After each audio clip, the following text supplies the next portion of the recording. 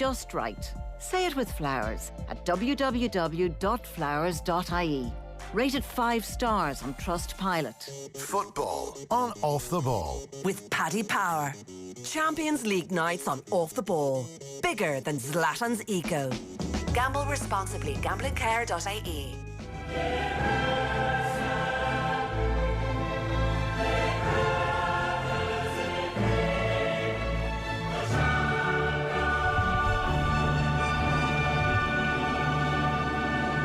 Now then, we have Chelsea against Real Madrid this evening. Obviously, PSG dumped out last night at the hands of Man City. Philippe Auclair is with us. Hello. Good evening to you.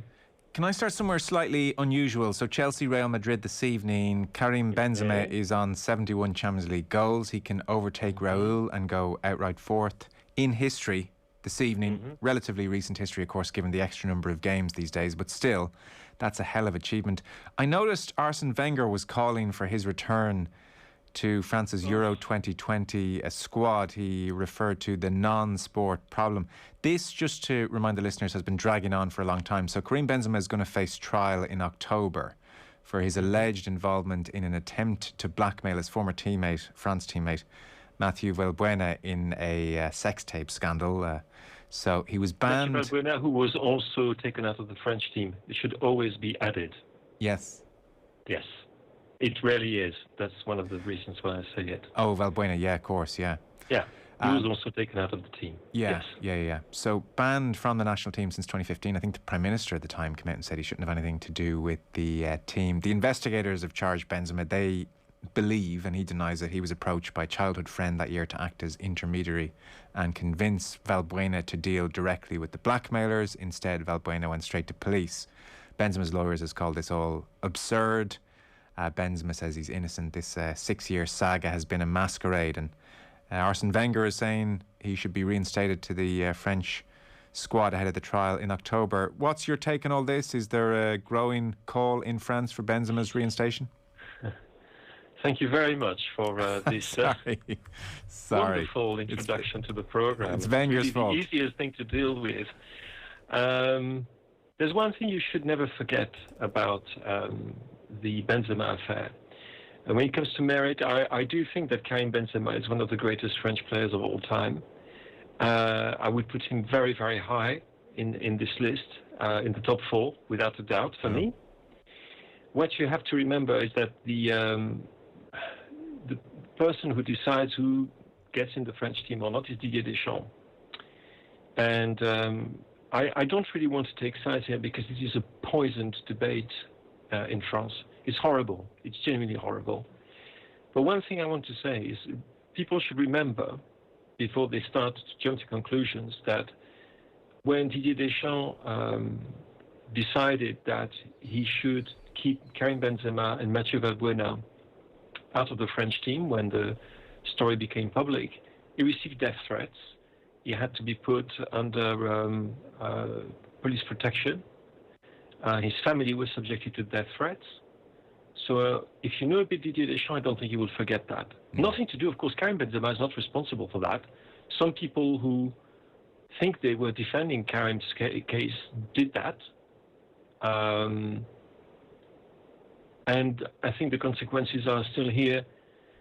I mean, it sounds ridiculous, to be honest, because it's true that France could do with Karim Benzema, could do with one of the greatest, perhaps the greatest pure number 9 France has ever had, with Just Fontaine.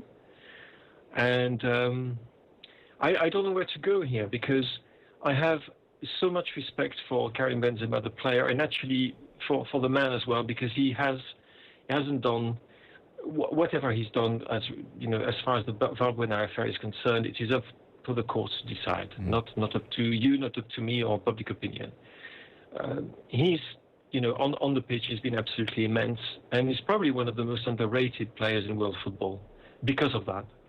On merit, it's not that he deserves this place in the French team. He ought to have this place in the French team, but something is broken between the national team manager and Karim Benzema. Something that nothing will ever repair. Didier Deschamps is not somebody who forgets a grudge easily. And it's very sad.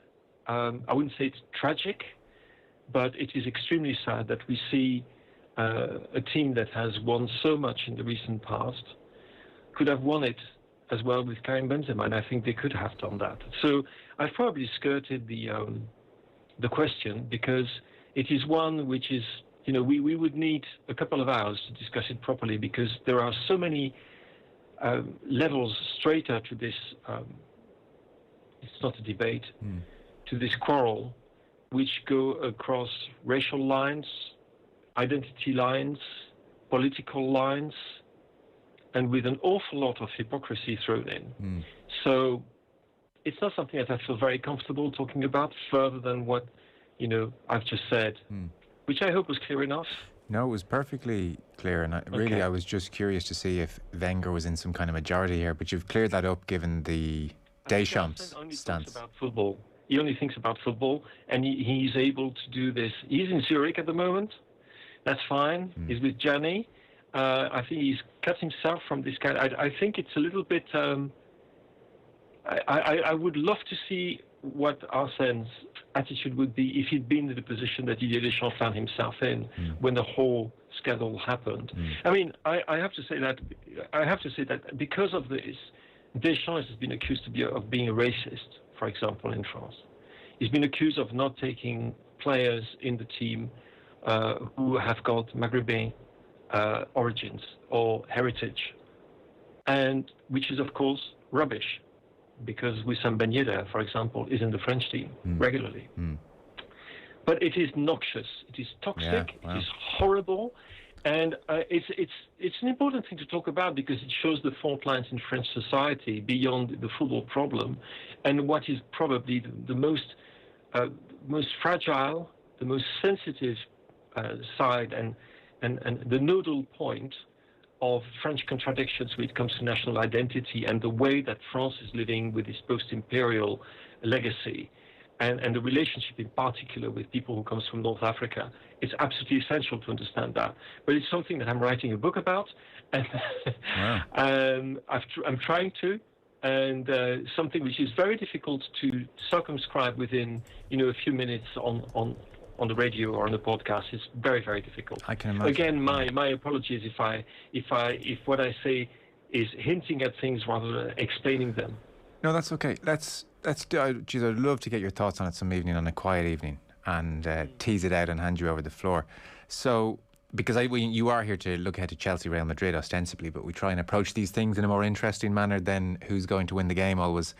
Can I then, a shift in theme, but I want to talk Zidane. To what extent does he move beyond racial lines, I don't know, but your colleague Julien Loren was on BBC, for instance, and he was talking about the lack of appreciation of Zidane, and he was saying things like, Cancelo plays from full-back to inside midfielder. People say it's genius from Guardiola. When Mendy does a similar thing for Madrid, no one says Zidane was good.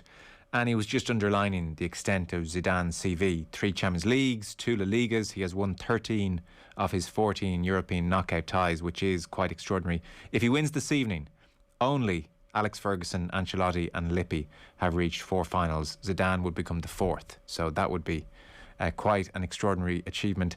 And yet, you ask anybody to name the best 3, 4, 5, 6, I don't know how far down the list you'd have to go, best coaches in the world. Zidane doesn't trip off the tongue. No, it doesn't.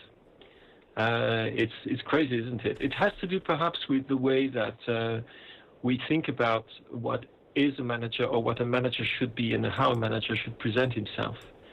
Zidane is not a tactical genius or a tactical innovator like Guardiola has been, like Marcelo Bielsa is, like you could carry on, like Ralf Rangnick is, Jürgen Klopp, quite a few people, maybe even Ralf Hasenhüttl. He's not one of these people who devises new tactical systems, but he's one thing. He's somebody who is capable of making this crazy club and this crazy team win trophies. And not everybody can do that. So an element of it is the fact that most people detest Real Madrid. Let's be absolutely honest about that. And so therefore, when you're associated with this club, as a player than as a manager. And you win, and sometimes you win in circumstances like, for example, the win over Liverpool. That still sticks in the throat, I think, for many people, Sergio Ramos and all that. It's a bit of a problem. But I think that it's also that we've grown to think of managers as people who have got those great scientists, those super brains, who somehow have a means to solve all problems, when the most important thing for them is man management. And there's absolutely no doubt that in this particular domain, Zidane is absolutely fantastic with that kind of club. And this is where you have reservations, because you think, would he realize the same things if he were with a lesser club? Perhaps not, because he uses the authority he has as one of the greatest players ever to wear the Real Madrid shirt.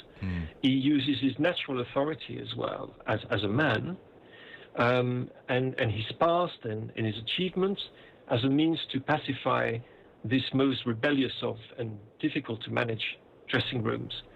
And when you do that and you achieve the results that he has, of course you've got to be ranked amongst the great managers, but you will not be ranked against the great theoreticians of the game. You will not, because he's not that kind of manager. He's good at coaching.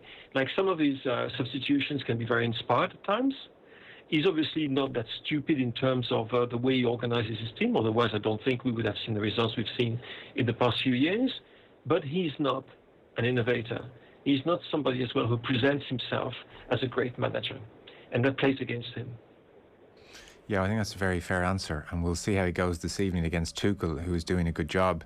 Before manager that people think is superior to Zinedine Zidane. Yes, correct. Yeah. Before you go, PSG last night then. So it's all in tatters. They're well, they've 3 games to go in Ligue 1. They're a point behind Lille, which is very interesting. So can Lille hang on for 3 games is a big question mark. In which case, if they do, suddenly it's a really disastrous season for Pochettino. It all became very petulant and fell to pieces really last night for PSG after a brilliant first 45 minutes in this tie. Yes. I mean in the first leg, not last night, by the way. Well, last night I thought the first 45 minutes were very good, actually, from PSG. But yes, unfortunately for PSG, it's the same drawbacks and defects which have come across and come through. And you saw the complete loss of discipline. I think they could have finished with 8 men, really, on the pitch.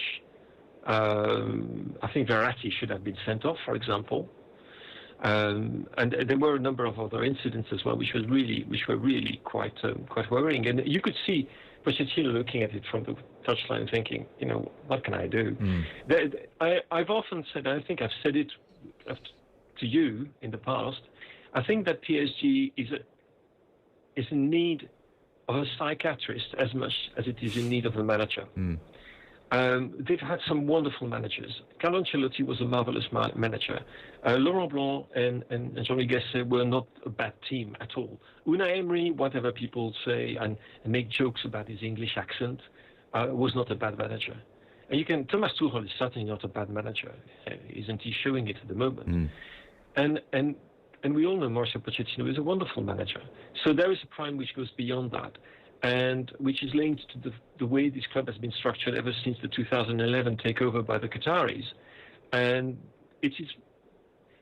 one of the comments I saw in most French papers today, which is correct, was Manchester City, which is a club which has many things in common with PSG, notably in terms of ownership, showed that football is first and foremost a collective, not an individual game.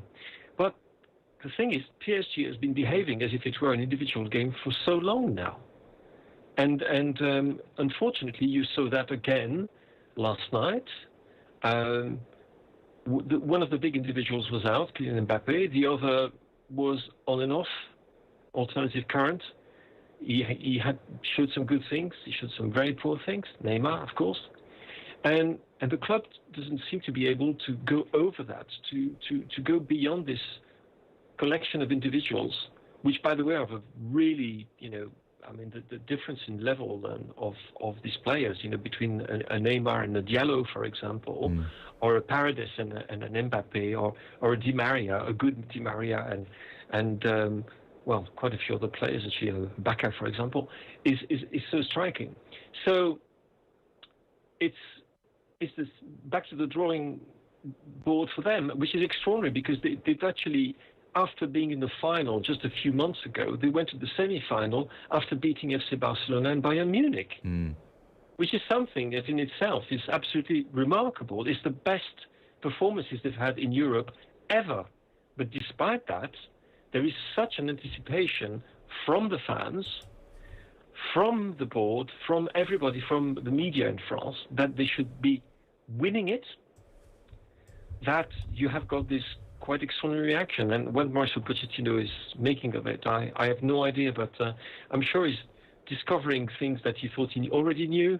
But no, you're really in a madhouse, Mauricio. Yes, I would say he's learning all sorts of things. Philippe, we'll see who joins Man City in the final this evening. Enjoy Real Madrid against Chelsea. Thanks so much. Sure I will. Thank you very much. Philippe Auclair there with us, our football coverage and off the ball. But thanks to Paddy Power for information on responsible gambling. Visit gamblingcare.ie. We will, after 8 o'clock, be joined by Chris Jones. He's the BBC's rugby correspondent, and Matt Williams as well. Lions squad, 36-man squad being named tomorrow. Football on Off the Ball. With Paddy Power. Everything would be better if Wes was back in the team. Gamble responsibly. Gamblingcare.ie. Any news? No. You? No. Nothing exciting. Do much in the weekend, or? Nah.